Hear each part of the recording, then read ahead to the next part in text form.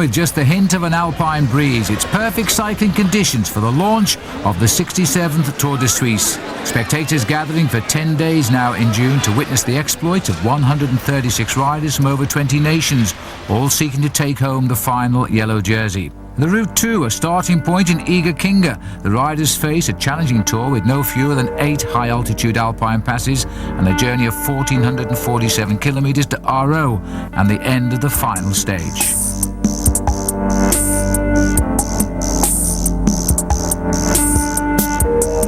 So the traditional start to the Tour de Suisse is the prologue time trial, and it took place in the beautiful town of Egerkinga. It was a 5.7 kilometre event against the watch, taking the riders to Oberbuit-Zittern, where they looped back on themselves before returning to Egerkinga. With this tortuous route in the first 3 kilometres, the opening stage was deemed to be a more challenging event than usual, and a favourable course for the strong riders.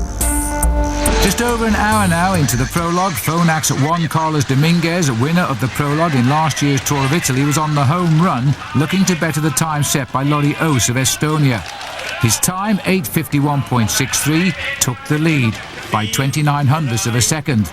At the start line, riding for FrancaisDeJeux.com, Frenchman Sandy Cazard. But when he arrived at the finish, he could only manage 12th place, 9:7.24.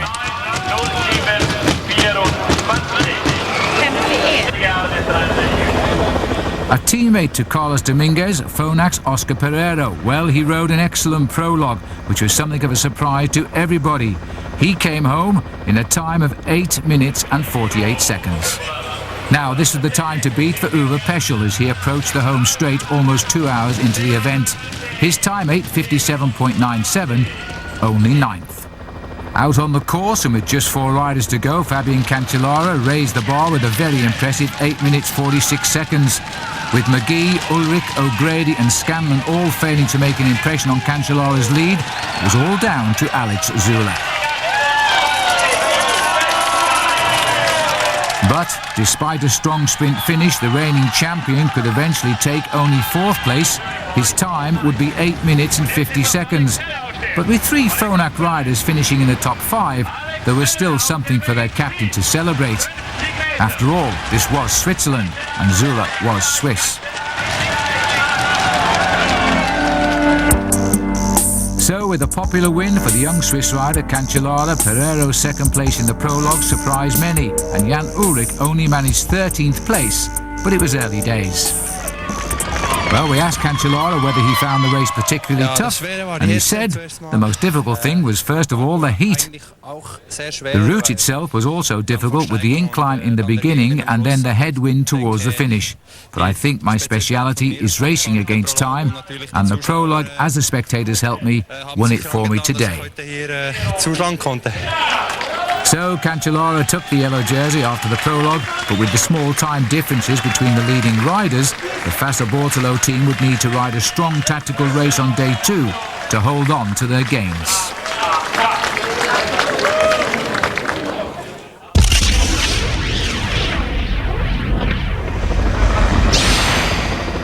The opening first full day of racing and the breathtaking Swiss countryside, and yet another glorious day in the Tour de Suisse.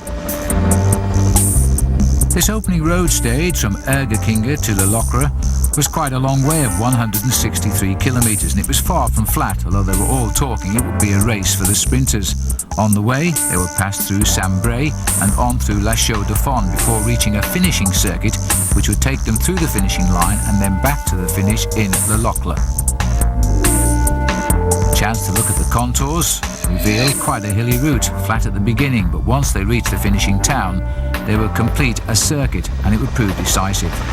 As always, there was plenty of attacks right from the gun trying to establish an early breakaway, but the riders were extremely vigilant and they kept a tight control of the race. But throughout the opening kilometres, the peloton were vigilant and they reeled everybody in. The first significant attack was made by the Kazakh rider Sergei Yakovlev of the Team Telecom and Kevin Holtzmans of Quickstep on the left. They broke clear of the peloton with under 57 kilometres to go. Race leader in yellow, Cancellara, marshalled his Fassa Bortolo team to the front. But although they kept the pace high, they were not closing in. With the peloton piling on the pressure though, Yakovlev's lead began to diminish. He was the sole survivor at the front now. And eventually he was caught by Alexander Moos, Van Gulen and Sandy Kazar.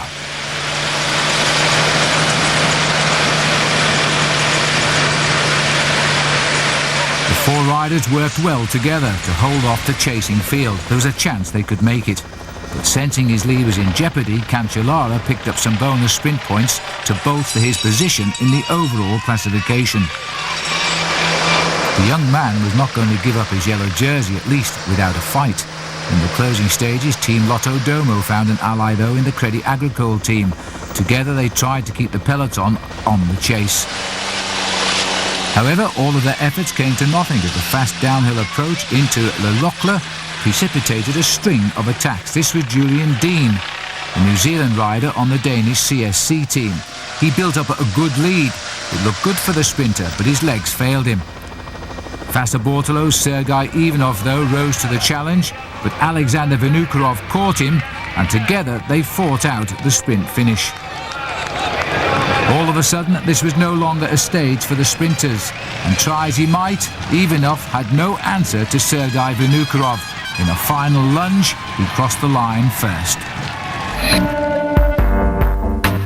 So Vinokurov won the stage in the same time as Ivanov, with the best of the rest being Miguel Angel Perdiguero 2 seconds back and Dario Figo in fourth. At the end of the first stage, Vinokurov was the race leader now, with Australia's Bradley McGee doing enough work in the sprints to push Pereiro into third, just ahead of Cancellara, who'd slipped to fourth.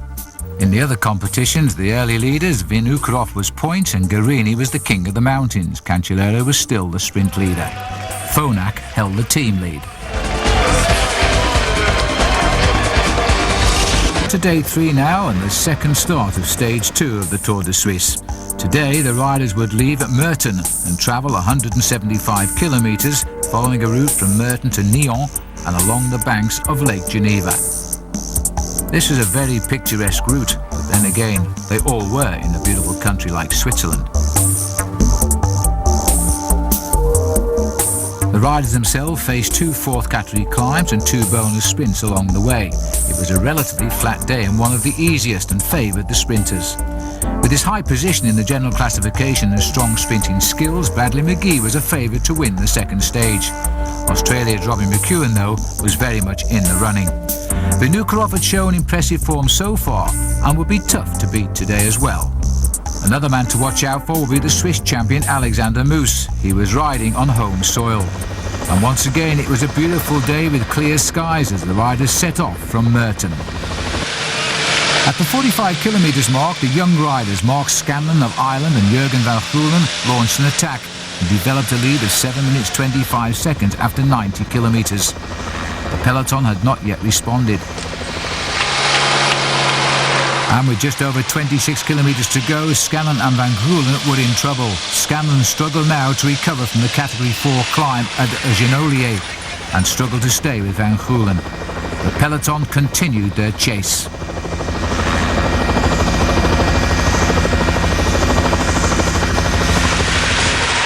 So, with just under 26 kilometres to go, Van Gulen was on his own now.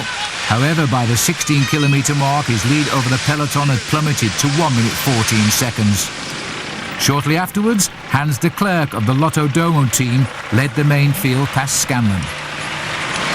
With Scanlon now back in the pack, the peloton continued their pursuit of Van Gulen. The Belgian made a valiant effort to hang on to his lead and hopefully gain the biggest victory of his career.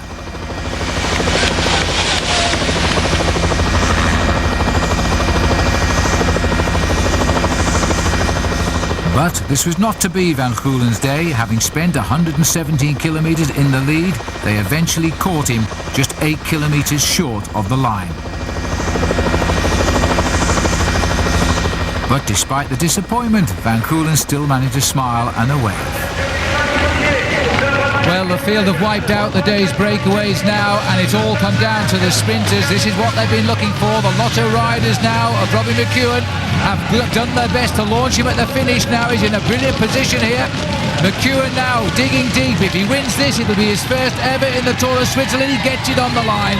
So the man who got the silver medal in the World Championships last year is the winner, and he will be delighted with that. Yes, Robin McEwen got the victory in the same time as the New Zealand rider Julian Dean and Stuart O'Grady. It was a 1-2-3 for the men from Down Under. It was a tough sprint. It was a very difficult stage. It wasn't flat, and it was also very fast because the two guys in front were riding very strong. And but at the end, the sprinters teams got together to make a nice sprint. It was a little bit difficult because of the headwind in the finish, but my teammates were able to pull the sprint in the last kilometre, and I could finish it off perfectly. So it's very nice. Well, it always is when you're a sprinter and you're on winning form. McEwen looking forward to the Tour de France, and so too Alexander Vinokurov, because he kept his lead but only just by 3 seconds over Bradley McGee and 10 over Oscar Pereiro. It was still very tight at the top. But the yellow jersey on the shoulders of Vinokurov, the man who said he hasn't come here to win this race, he was still there, very much indeed. McEwen was the points leader, Van Goulen deservedly the king of the mountains.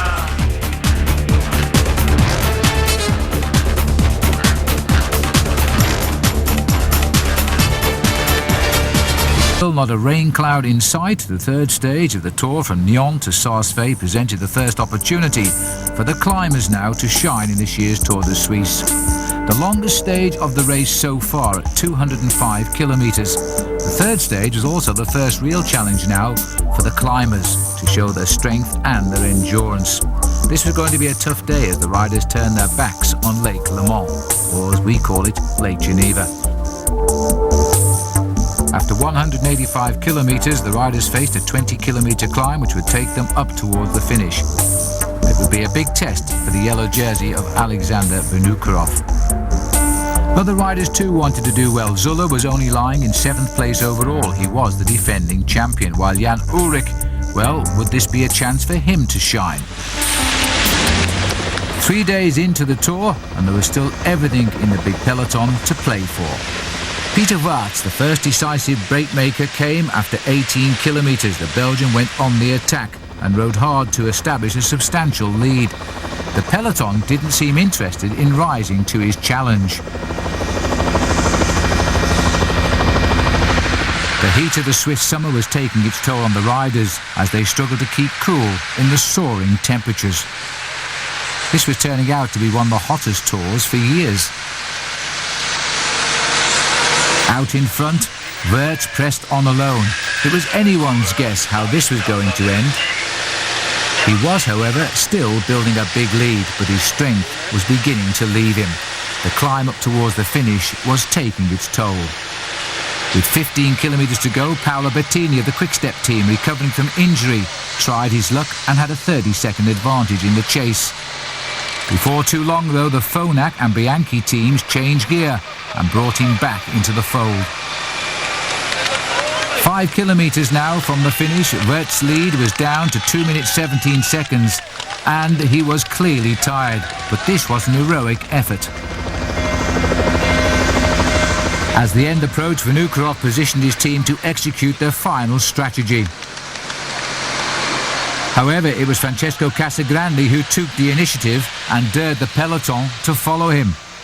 Casagrande, who had abandoned the Giro d'Italia because of sickness, seemed to be refining his form here, and the riders were quickly to counter his move. Kim Kirchen there from Fassa Bortolo, the yellow jersey himself, Vinokurov. Alexander Vinokurov has said all along he hadn't wanted to win this race. It was always preparation for the Tour de France, but he was still on the attack as they passed the brave man of the day, Peter Waerts. He was wiped out 2.5 kilometres from the finish after a day-long attack, and the man now pushing on to victory was none other than Francesco Casagrande. There is now something of panic behind as 3 team members of Fassa Bortolo and the yellow jersey of Vinokurov tried to limit their losses to Francesco Casagrande. This would be a great victory for Casagrande, clearly recovered now from his sickness in the Giro d'Italia.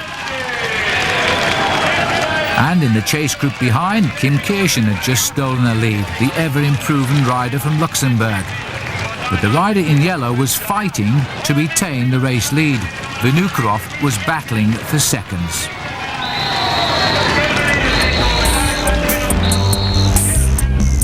So the stage result, Casagrande had won by 13 seconds over Kirchen, 18 over Vinokurov and Sven Montgomery of the Fassa Bortolo team. So after the third stage, Vinokurov had just managed to hang on to the overall lead, but only by 6 seconds over Casagrande, who was now up to second, and Bradley McGee was dropping down to third. So Casagrande had met the big challenge of the mountains early on, while Vinokurov had held on to his lead, but only just. The Tour de Suisse was now on its halfway stage in days at least. This was now day 5 of the 10-day event. And this fourth stage, the riders headed away from Visp to the village of Lausanne in the Italian-speaking Ticino canton. The course was particularly demanding, presenting very difficult technical challenges to the field. It would be a day for the mountain climbers to again stretch their legs. During their 168-kilometre journey, the riders would travel through the highest mountain passes of the race, including the Newfoundland Pass at 2,478 metres. Conditions were punishing, and shortly into the race, Vinokurov had taken a tumble, but his teammates rallied around him and brought him back to the pack. While he was preoccupied, there was a concerted attack coming from the Frenchman Sandy Cazard, who was responding to a break from Filippo Simone in the striking tiger skin strip. This lead was eroded in the climb by Paolo Bettini and Sven Kohut, who were just 5:39 behind the two of them as they emerged from the Newfoundland Pass climb. The peloton increased its pace and they absorbed Bettini and Kohut near Precito. Members of the CSC team took their turn at the front of the peloton to increase the field's momentum and reduce the lead held by Cazard and Simone.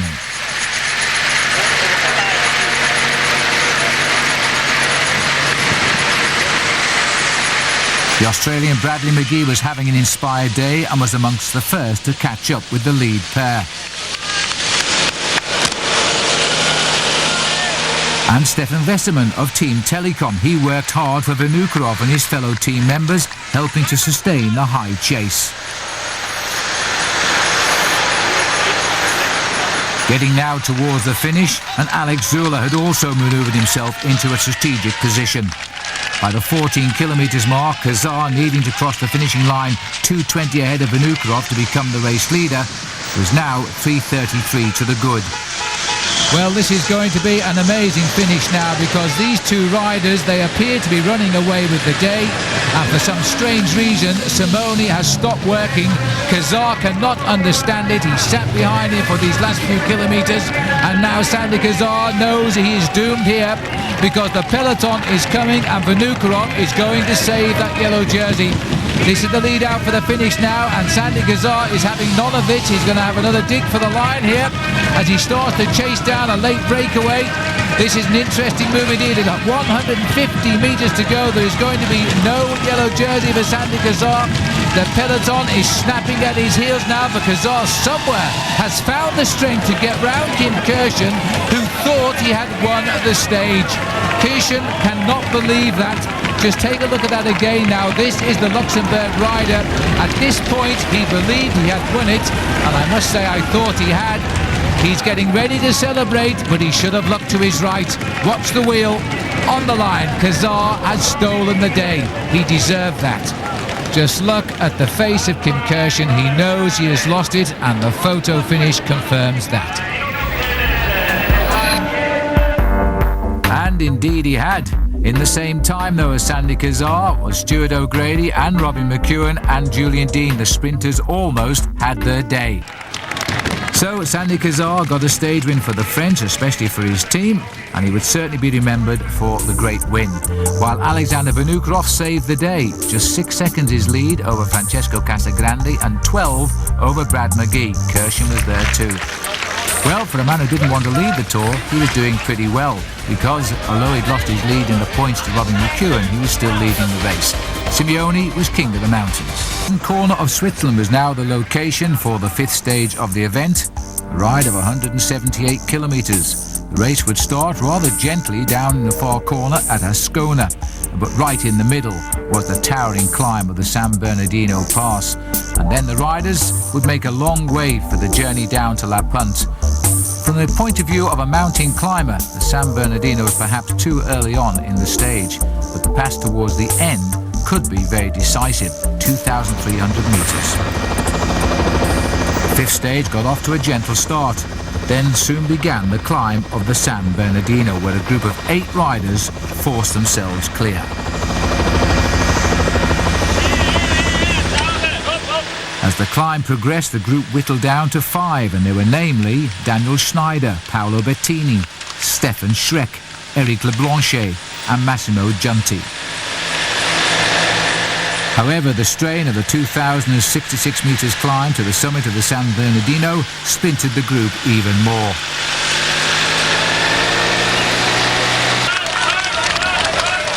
And soon, the lead group was reduced to just Paolo Bettini and Daniel Schneider. Bettini tried to get away from Schneider, but the tenacious Swiss had no intention of being left behind.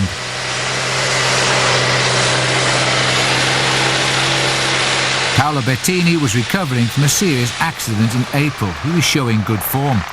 But once again, Casagrande had led an attack in the mountains, and Alexander Vinokourov was the only one who could seem to answer him.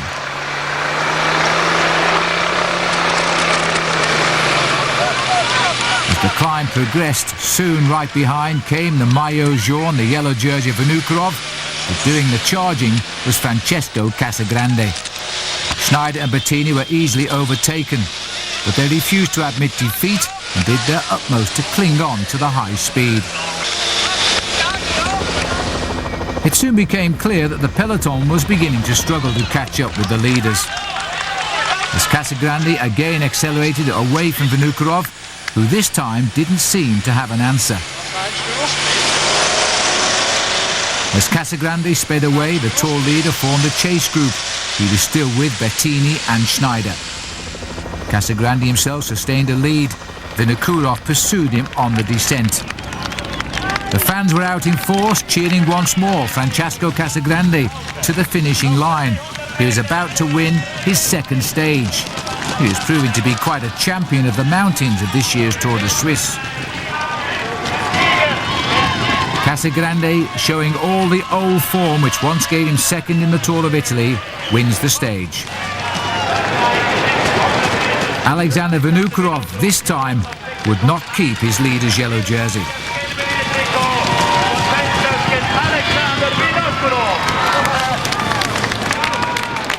While behind, the field were very seriously split.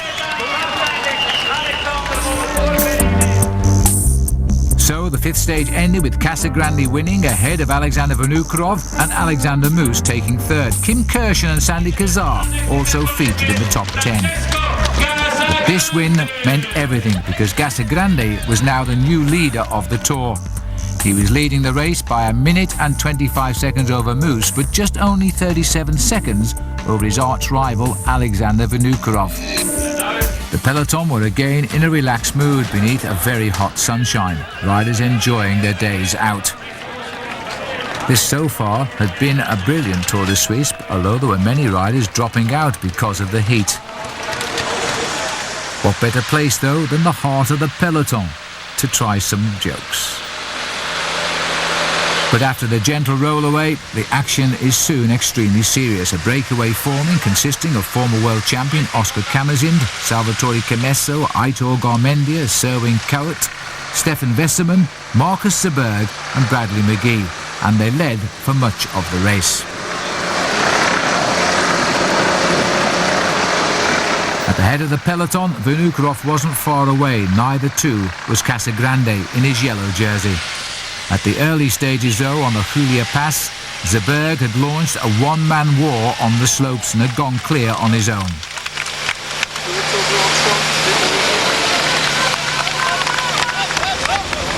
Phonak were having a good tour despite the poor form of Alex Zula. Oscar Pereiro was stepping it up a gear now in hot pursuit of Marcus Seberg.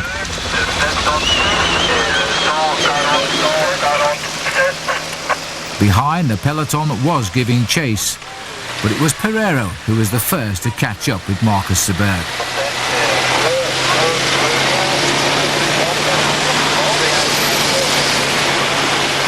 Oscar Pereiro was now maintaining a lead on his own. He was now focused on winning the stage.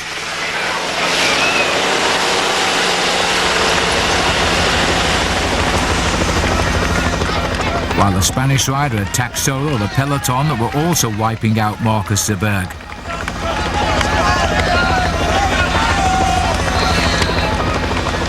The hills continued to steepen as Pereiro was now over the top and descending at 70 kilometers an hour down towards the base.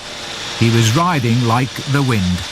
A rider who's only in fact won 2 races in his career.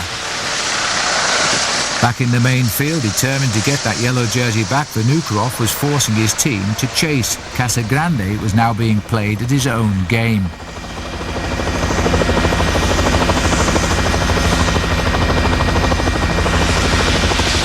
Out in front, Pereiro approached the home run. He now had a clear shot at winning the stage. Behind, though, there was a group forming comprising of Giuseppe Guerini, Kim Kirchen, Valjevic, Casagrande and Vinokurov, among others. But it was all too late to spoil the day for the Phonak rider from Spain, Oscar Pereiro. And in the race for second place on the climb, Jan Ullrich threw down the gauntlet for the Tour de France as the race was swept up by Kim Kirchen in third.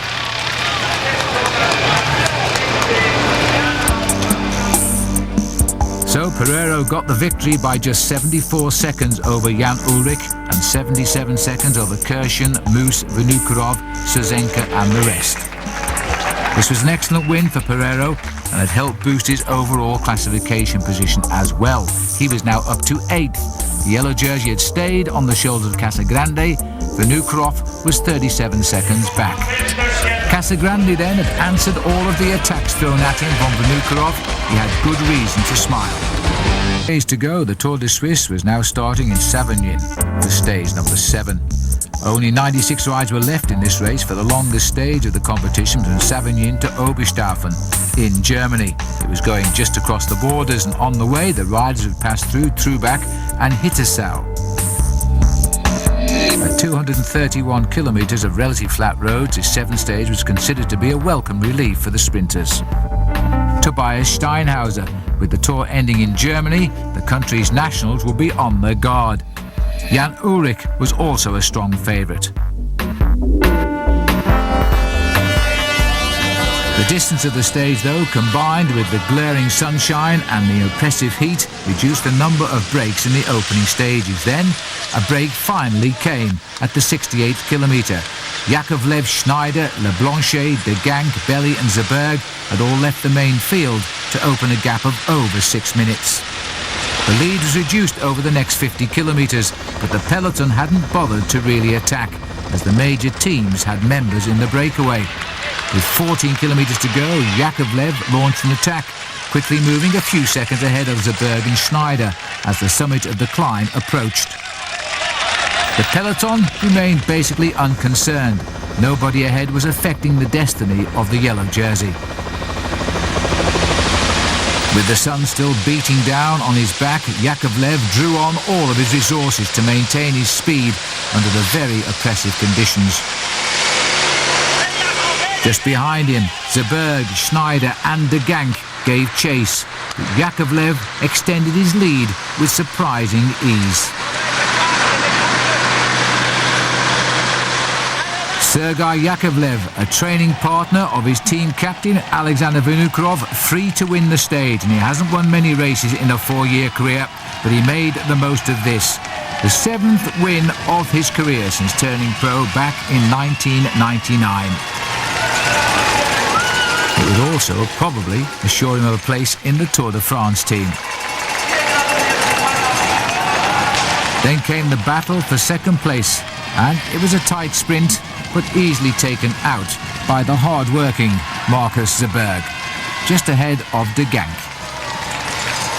None of these riders, though, were affecting the yellow jersey competition, so while they were free to race, the other 2 riders, Casagrande and Vinokurov, finished locked together in the same time.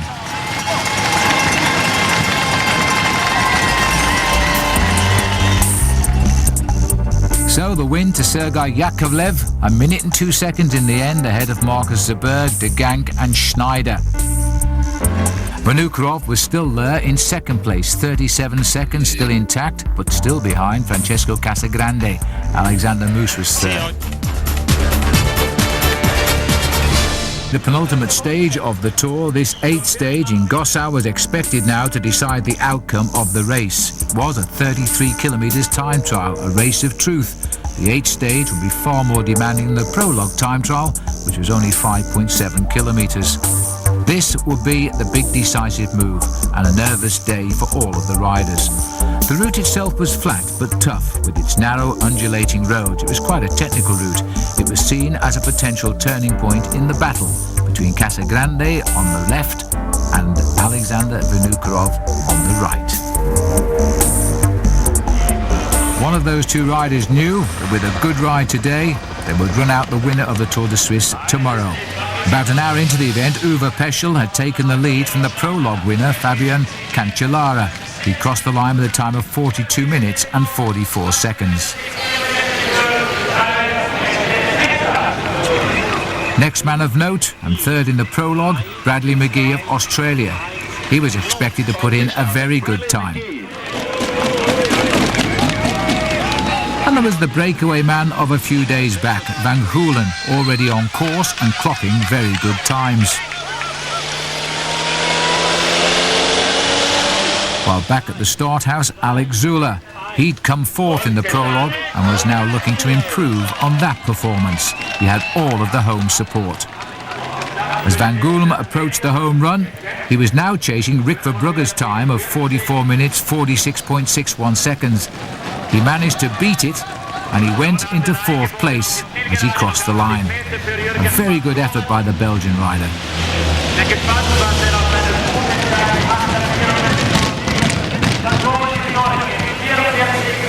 The crowd were expecting, though, a very good time from Alex Zülle.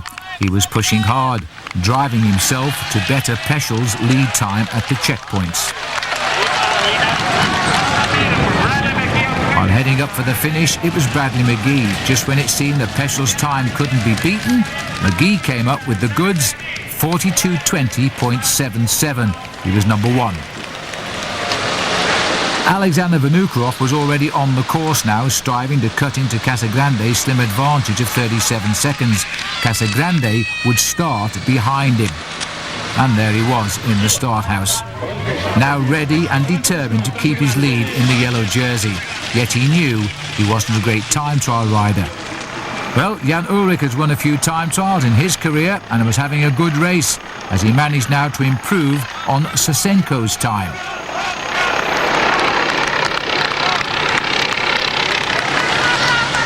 Out on course, Alexander Vinokurov was setting a fast pace. He'd done so right from the start. He'd now put as much pressure as possible on Francesco Casagrande to respond. And for a while, the competitive Italian did manage to keep the gap between him and Vinokurov to a minimum. But as the race progressed, it soon became clear that the man in the yellow jersey was slipping. Casagrande was going out of the leader's jersey in favour of Alexander Vinokurov.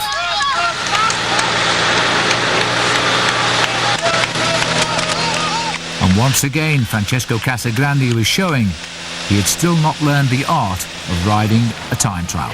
Meanwhile, Jan Ullrich, as he approaches the home run, he was now chasing Tobias Steinhauser's time for a third place finish.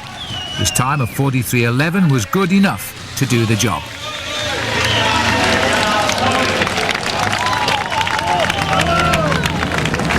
As he approached the finishing line, Vinokurov now was pushing himself to the limit. Linked to the following car by race radio, he knew he was riding into a race lead.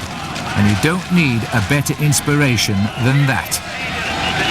The crowd was shouting him home towards the line. And as he approached it, he would finish with a time of 43:33.39, and he would move into fifth place on the day.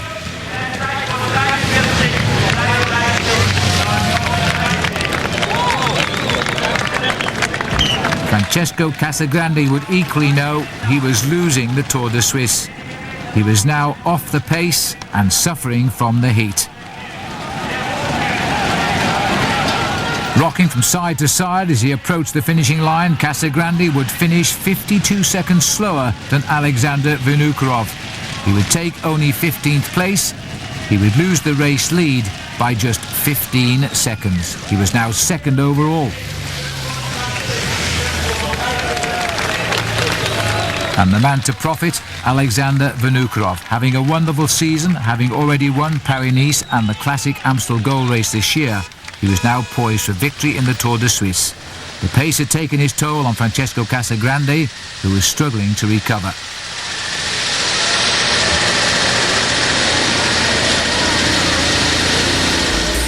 He had only time to reflect as we now look at the stage results. Bradley McGee of Australia had got the stage win ahead of Uwe Peschel, and third place Jan Ullrich, while Oscar Pereira was fourth. For Bradley McGee from Sydney, this was a welcome return to the top and augured well for the Tour de France for him as well. The overall classification had changed. Vinokurov was now back in yellow, 15 seconds ahead of Casagrande. Giuseppe Guerini was in third. Well, for a man that said he'd come here not to win the race, he'd done a pretty good job at winning the race. Yes, Alexander Vinokurov really had ridden with a plan. Yes, he said, I wanted to start very quickly and catch up the deficit right away, thinking that maybe it would hurt Casagrande morally. When I say that I had already taken 46 seconds, I then decided to give it everything.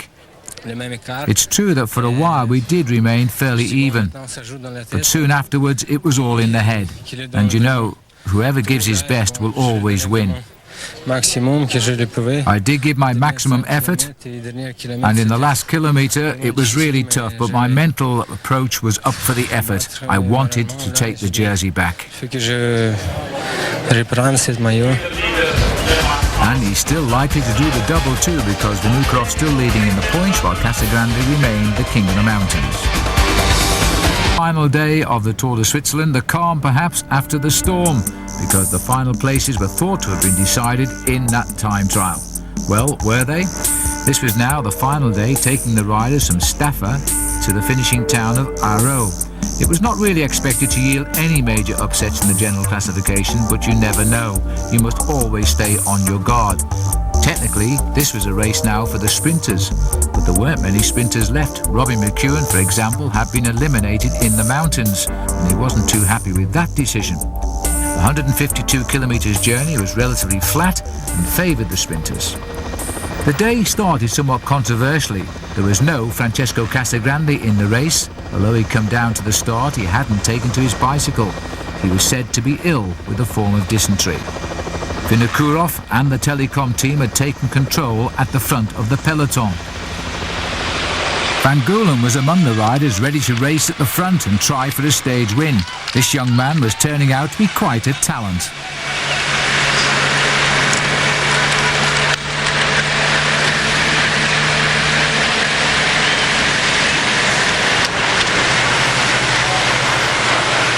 And notably too, amongst the numerous attacks was one from the Australian Matthew Wilson.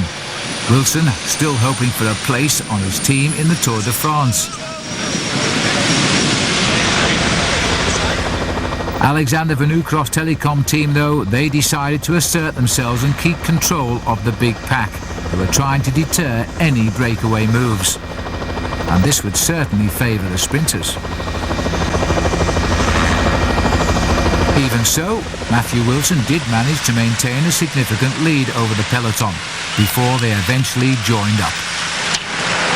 Even with Casagrande out of the race, Vinokurov wasn't taking any chances. He organised his team to outmanoeuvre anyone with the slightest hope of taking his yellow jersey.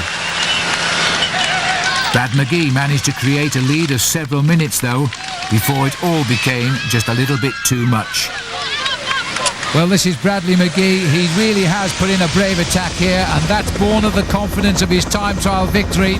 But it's not going to work for him because the peloton have closed in. Now, the sprinters have had very little out of this year's race.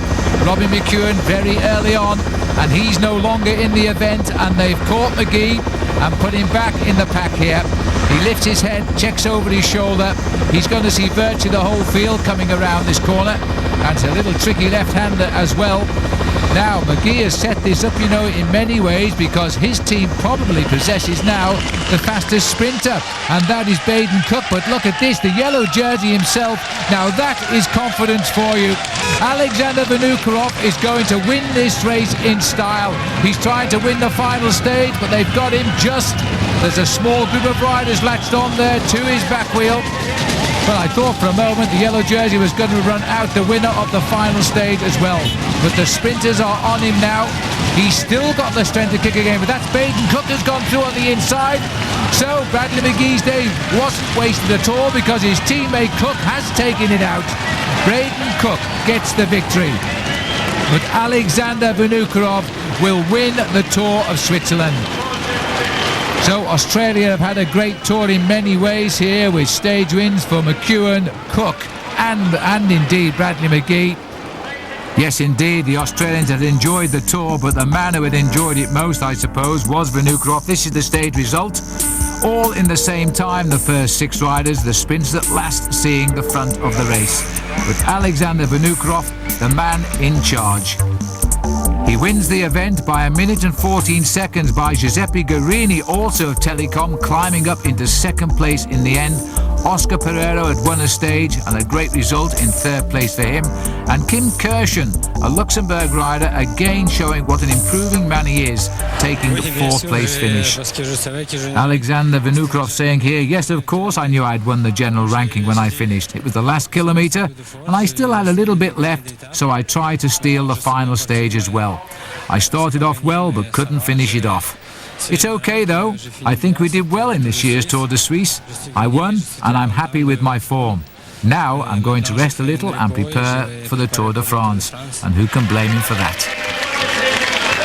On the winner's podium though, a sprinter at last who's expected to do well in the Tour de France, Baden Cook, while this man here is hoping he will challenge Lance Armstrong, who also won this race a couple of years ago. Vinokurov is having a great season. The flowers distributed, Pereiro on the right, Giuseppe Guerini, a teammate indeed of Vinokurov, on the left. A 1-2 to Team Telecom. Top sprinter was Daniel Snyder of Phonak, while Filippo Simeoni, he won the King of the Mountains. And Fassa Bortolo took the team prize, and they were really a very strong team here. And as we confirm those rankings, interesting to note too that Alexander Vinokurov did the double. He won the yellow jersey and the points leader competition. So as the crowd go home, rest assured they've seen some of the stars of the upcoming Tour de France. Hope you've enjoyed the coverage. Goodbye.